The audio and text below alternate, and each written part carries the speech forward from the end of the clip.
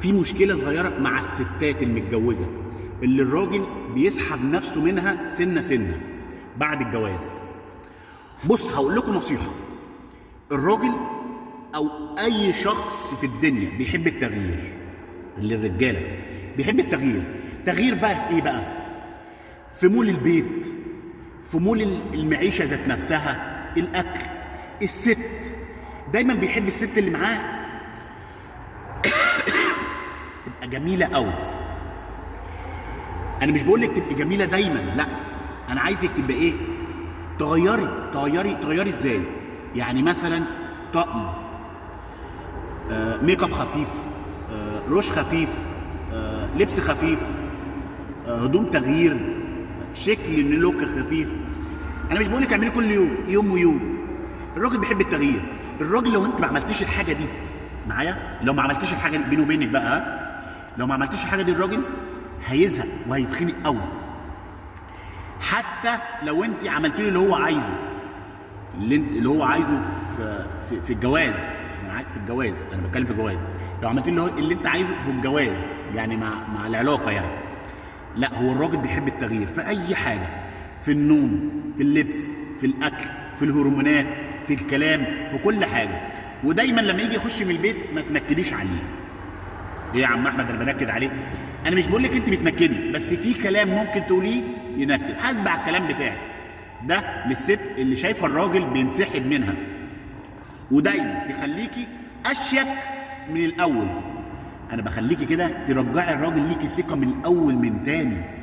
عارفه يعني ايه؟ يعني هو كان الاول كان عنده ثقه وكان بيحبك وكان بصي بيبوس التراب اللي تمشي عليه، ومره تلاقيه بيسحب، ما بيسالش، ما بيرنش، ما بيبعتش رسايل، ما بيكلمكيش على الواتس، ما بيعملش. حتى لما تيجي تكلميه انت على الواتس بيتقل عليكي في الكلام، او ما بيكلمش على طول، او ممكن يكون يا عم مش فارقه بقى اكلمها بعد ما فوق. وممكن كمان يبقى عنده عشيقه او واحده تاني ماشي معايا ومش سائل فيكي وبيسال فيها ايه. ليه؟ عشان تغيير. هو معاك 24 ساعه 24 ساعه وعارفك وطاحنك وعارف كل حاجه.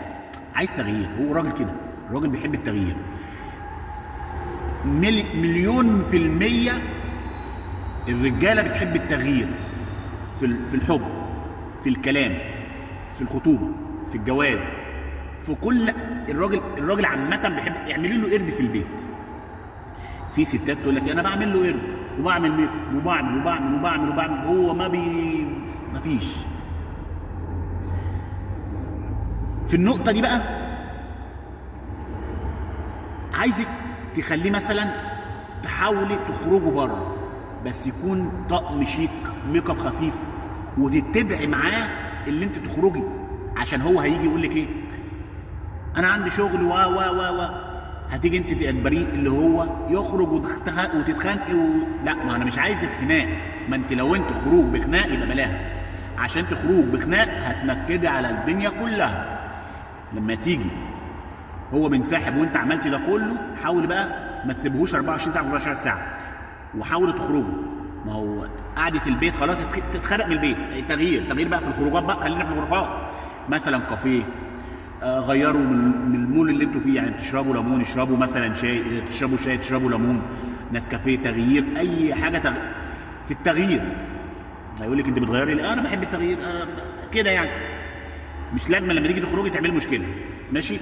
ولما تخرجي تبقى انت معاه، شاركي. ما تقعدوش لوحده كده وامسك التليفون وايه، ما هتلاقيه وانت قاعده معاه ممكن يخونك. لا، اقعدي جنبه وسايسيه وكلمتين حلوين وهمسه حلوتين واشرب من دي وخد دي واعمل دي وسوي دي. حاولي تبقي ترجعي الثقه القديمه اللي انت حقتك تبقى اساسيه معاكي. فاكره اول خطوبه كنتوا عاملين ازاي؟ عايزك بقى تبقى زي فتره الخطوبه دي بالظبط، هي كده. عشان الانسان بيبقى اتخنق. ما هو حب، خطوبه، جواز، عيال، بيت، قفل، خلص الكلام. عايز تغيير بقى. حاولي ترجعي القديم، ترجعي اللي كان في الحب او في الخطوبه، ترجعيه. يا ريت، انا بقول لك يا ريت ترجعيه وخليكي مع التعليمات. هتقولي انا عملت وسويت، لا، حاولت مره 2 3 10 200. انتوا متجوزين عشان ما يفتكيش يوم من الايام، عشان ما تجيش تندمي تقولي هو سابني وهو عمل وهو سوى ويحصل طلاق والعيال تزعل والدنيا تبوظ منك. نصيحه ببلاش.